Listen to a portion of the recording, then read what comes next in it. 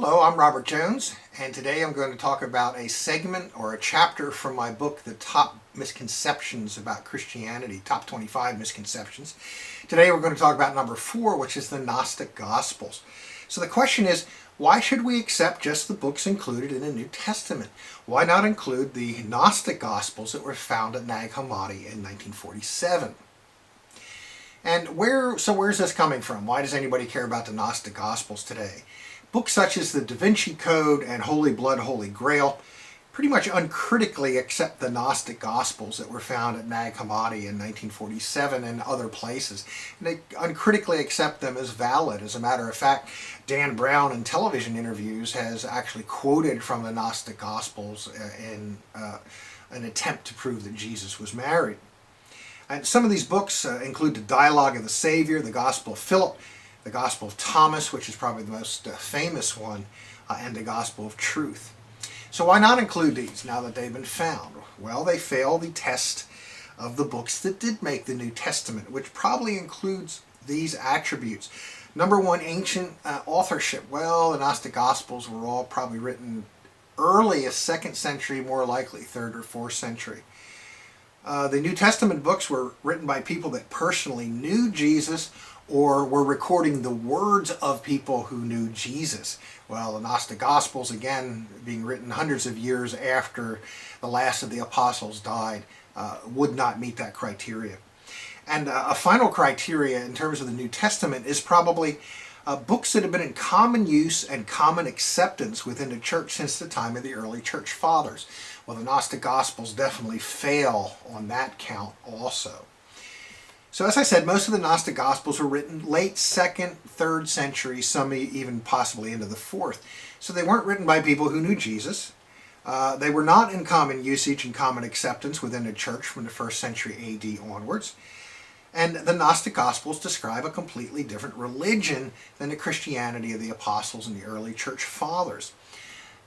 It's the religion that it describes. It's not a branch of Christianity. It's a completely different religion. It has more in common with modern day Eastern religions than it does with any aspect of Christianity. Just a couple things to think about in terms of what Gnostics believe.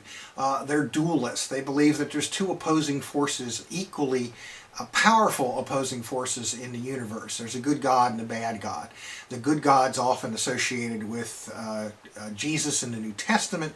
The bad God is often associated with the Old Testament God, found in, of course, in the Old Testament.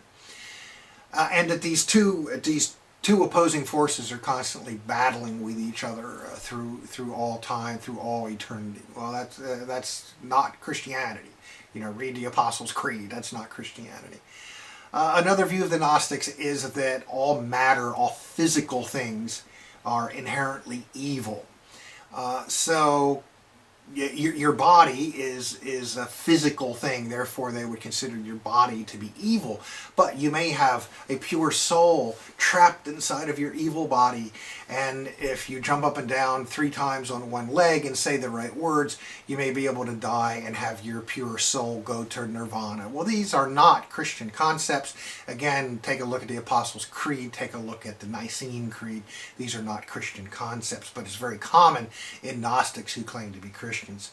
So the Gnostic texts no more belong in the Bible than does the Quran, the Epic of Gilgamesh, or any other books that are sacred to other religions, because it has absolutely nothing to do with Christianity.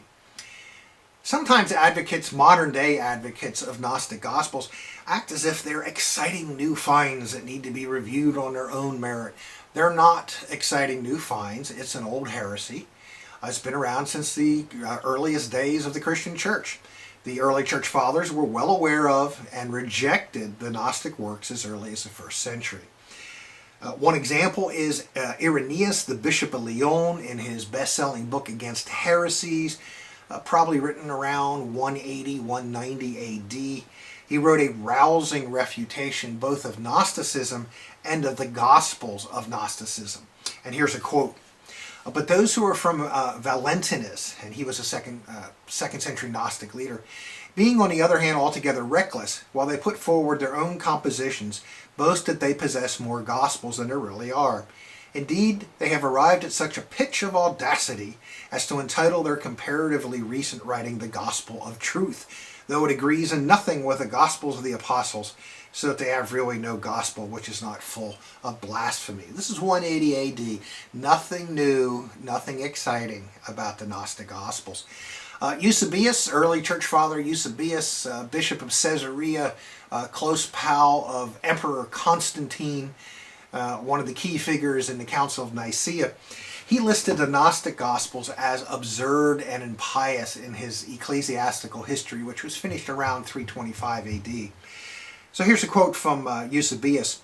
We have felt compelled to give this catalog in order that we might be able to know both those works and those that are cited by the heretics under the name of the apostles, including, for instance, such books as the Gospels of Peter, of Thomas, of Matthias, or of any others besides them, and the Acts of Andrew and John and the other apostles, which no one belonging to the succession of ecclesiastical writers has deemed worthy of mentioning in his writings, and further the character of the styles at variance with apostolic usage, and both the thoughts and the purpose of the things that are related in them are so completely out of accord with true orthodoxy that they clearly show themselves to be the fictions of heretics.